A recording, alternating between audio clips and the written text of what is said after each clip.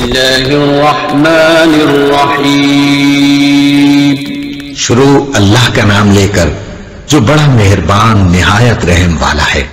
خوابوں کی تعبیر کے بارے میں یہ بات ذہن میں رکھیں کہ ہمیشہ کسی علم والے بندے سے پوچھا کریں۔ خود تعبیر دینا اس کو علماء نے منع کر دیا ہے، اس لیے کہ خواب ظاہر میں کچھ ہوتا ہے اور تعبیر کچھ ہوتی ہے۔ اکثر و بیشتر تو خواب ہوتے ہیں ادغاث و احلام، اوٹ پٹانگ ہوتے ہیں۔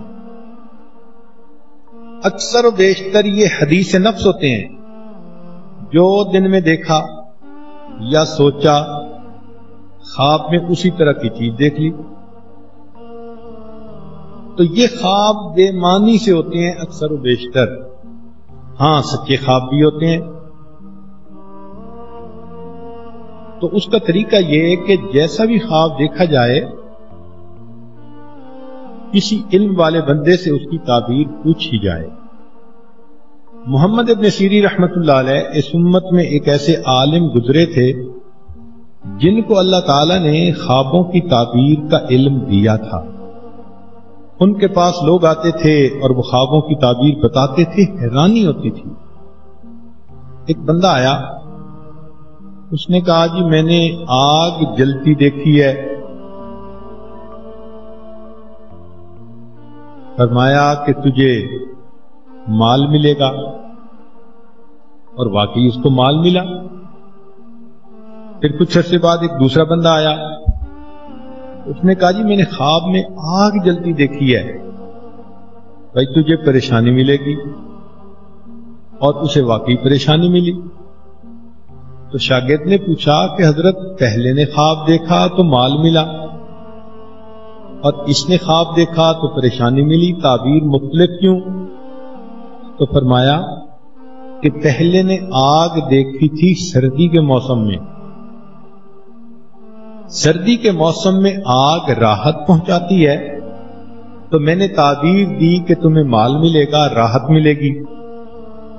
دوسرے نے آگ دیکھی گرمی کے موسم میں، اور گرمی میں آگ تکلیف کا سبب بنتی ہے، میں نے تعبیر دی کہ تمہیں مشکل میں پہنچے گی۔ اب دیکھو اتنی باریک سی بات پہ تعبیر بدل گئی۔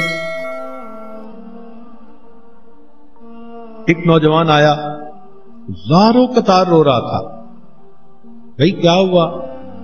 وہ جی میں نے خواب دیکھا ہے میرے جیسا بدبخت تو دنیا میں کوئی نہیں۔ کیا دیکھا؟ وہ جی میں نے خواب میں دیکھا ہے میں اپنی والدہ سے بدکاری کر رہا ہوں۔ اور یہ کہہ کے اس نوجوان نے رونا شروع کر دیا۔ تو محمد ابن سیرین رحمت اللہ علیہ مسکرائے اور کہنے لگے کہ اچھا یہ بتاؤ تمہاری کوئی زرعی زمین ہے؟ اس نے کہا جی ہے۔ فرمان لگے خواب کی تعبیر یہ ہے کہ اس دفعہ تمہاری فصل بہت اچھی اور نفع بخش ہوگی، اور ایسا ہی ہوا۔ اس نے کہا حضرت خواب کچھ ہے تعبیر کچھ ہے۔ انہوں نے کہا نہیں، تعبیر یہی ہے کہ تم نے خواب میں دیکھا، ظاہر میں بدکاری کر رہے ہو، حقیقت میں تو تم لطف اندوز ہو رہے ہو۔ تو زمین بھی انسانوں کے لیے ماں کا رتبہ رکھتی ہے، ہم سب اسی سے تو کھاتے ہیں۔ بچہ ماں کے پستان سے روزی لیتا ہے اور انسان زمین سے روزی لیتا ہے۔ تو اس کی تعبیر یہ تھی کہ تمہاری زمین سے تمہیں کھیتی زیادہ ملے گی، تم لطف اٹھاؤ گے۔ اور یہی زبیدہ خاتون کے ساتھ معاملہ پیش آیا کہ خواب دیکھا کہ اپنے آپ کو دیکھا کہ میں بے لباس ہوں، اور انسان، حیوان، چرند پرند میرے ساتھ آ کر بدکاری کر رہے ہیں۔ تو وہ تو فرسٹ لیڈی تھی، بہت گھبرا گئی کہ کہیں کوئی مجھ سے ایسی غلطی نہ ہو کہ میری پبلک انسلٹ ہی نہ ہو جائے۔ اس نے اپنی ایک باندی کو بھیجا کہ جاؤ محمد ابن سیرین سے جا کے اس کی تعبیر پوچھو مگر خواب اپنی طرف سے بتانا، میرا نام مت لینا۔ اس نے کہا بہت اچھا۔ وہ باندھی چلی گئی، اس نے جا کے محمد ابن سیرین رحمت اللہ علیہ کو یہ خواب سنایا۔ انہوں نے پوچھا تو ہے کون؟ کہنے لگی میں محل میں کام کرتی ہوں، باندھی ہوں۔ تو مان لگے کہ تیری اوقات ہی نہیں کہ تو یہ خواب دیکھے، جس نے دیکھا ہے اس کا نام بتاؤ۔ اس نے کہا نہیں میں نے دیکھا ہے۔ مان لگے نہیں، ممکن ہی نہیں، تو خواب دیکھ ہی نہیں سکتی۔ بڑا اس نے اپنی طرف سے کوشش کی مگر وہ نہ مانے۔ واپس آ کے اس نے زبیدہ کو بتایا کہ جی وہ تو کہتے ہیں تیرا پوٹینشل ہی نہیں، تیری اوقات ہی نہیں تو یہ خواب دیکھے۔ زبیدہ نے کہا کہ اچھا جاؤ پھر نام میرا لے دینا، مگر ریکویسٹ کرنا کہ پلیز میرا یہ خواب کسی کے سامنے نیریٹ نہ کریں۔ چنانچہ وہ باندھی آئی اور اس نے بتایا کہ جی یہ ملکہ نے خواب دیکھا ہے۔ تو محمد ابن سیرین رحمۃ اللہ نے فرمایا کہ ہاں وہ یہ خواب دیکھ سکتی ہے۔ تعبیر یہ ہے کہ اللہ تعالی ملکہ سے کوئی ایسا نیکی کا کام کروائیں گے جس کام کا فائدہ انسان، حیوان، چرند اور پرند اٹھائیں گے۔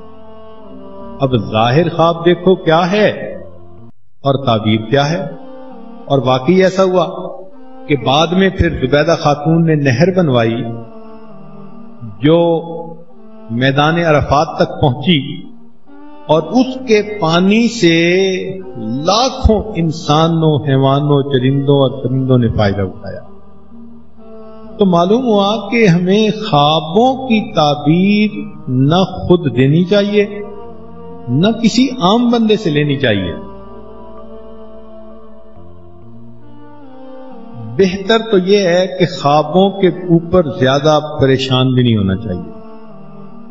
ہمارے حضرت مرشد عالم رحمت اللہ علیہ، ان کو کوئی اگر خواب سناتا بھی تھا تو فرماتے تھے کیوں خوابوں کے شہزادے بنتے ہو؟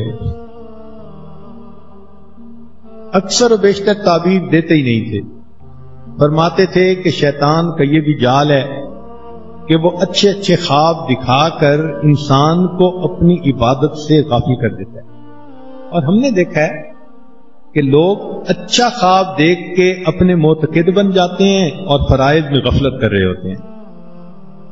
تو ایسے اچھے خوابوں کا کیا فائدہ کہ انسان فرائض کا ہی اہتمام نہیں کر رہا۔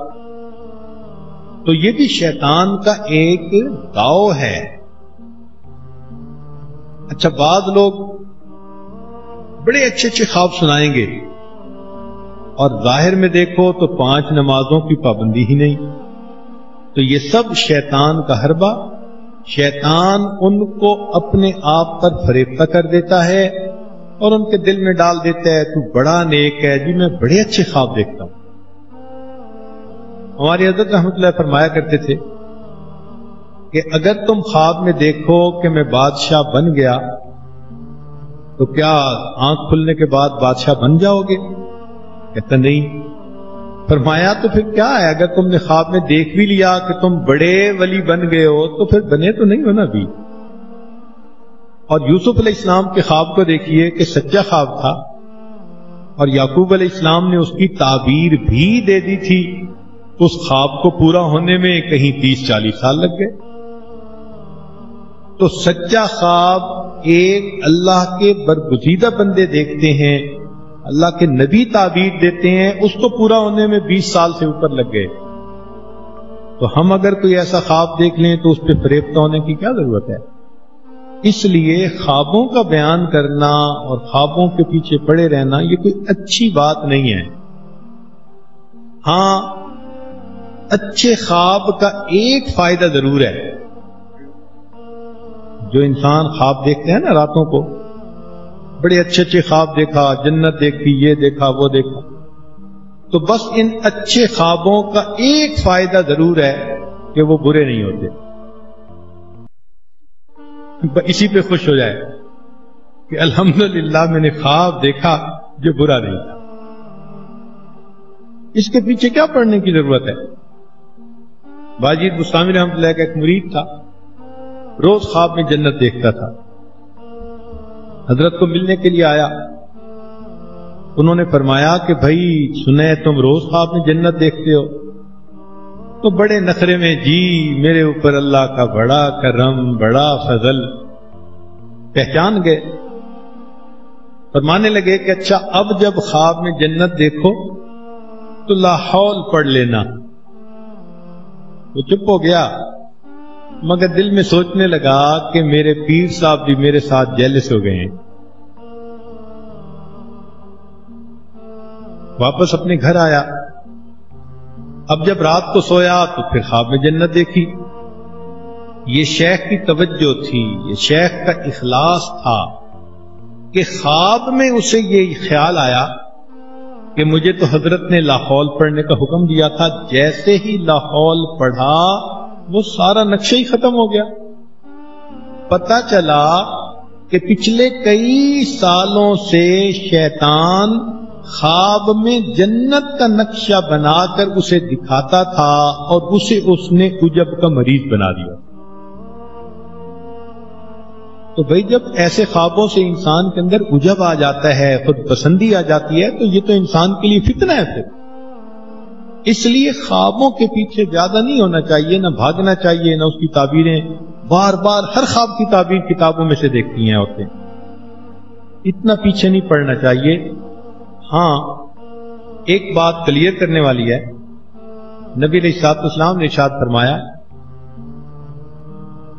کہ جس نے مجھے خواب میں دیکھا اس نے مجھے ہی دیکھا, اس لیے کہ شیطان میری صورت کو اپنا نہیں سکتا. یہ نبی علیہ السلام کا فرمان 100% سچ ہماری سر آنکھوں پر. لیکن ایک بات سوچنے کی ہے کہ خواب میں آپ نے کسی چہرے کو دیکھا اور دل میں آیا کہ نبی علیہ السلام کو دیکھا, یہ کون فیصلہ کرے گا کہ واقعی وہ چہرہ کسی بزرگ کا تھا یا نبی علیہ الصلوۃ والسلام ہی کا تھا؟ امام ربانی مجدد ثانی رحمۃ اللہ نے مکتوبات میں یہ پوائنٹ لکھا ہے. وہ کہتے ہیں کہ ہم یہ نہیں کہتے کہ خواب میں جو دیکھے گا وہ غلط ہے, نہیں, وہ ٹھیک ہی دیکھے گا, مگر یہ تو بتاؤ نا کہ کیا تصدیق ہے, گارنٹی ہے کہ تم نے وہی چہرہ انور دیکھا جو نبی علیہ السلام کا تھا؟ شیطان ایسا بھی تو کر سکتا ہے کہ کسی بزرگ کا چہرہ دکھا کے ذہن میں خیال ڈال دے کہ تم زیارت کر رہے ہو. پھر کیا ہوگا؟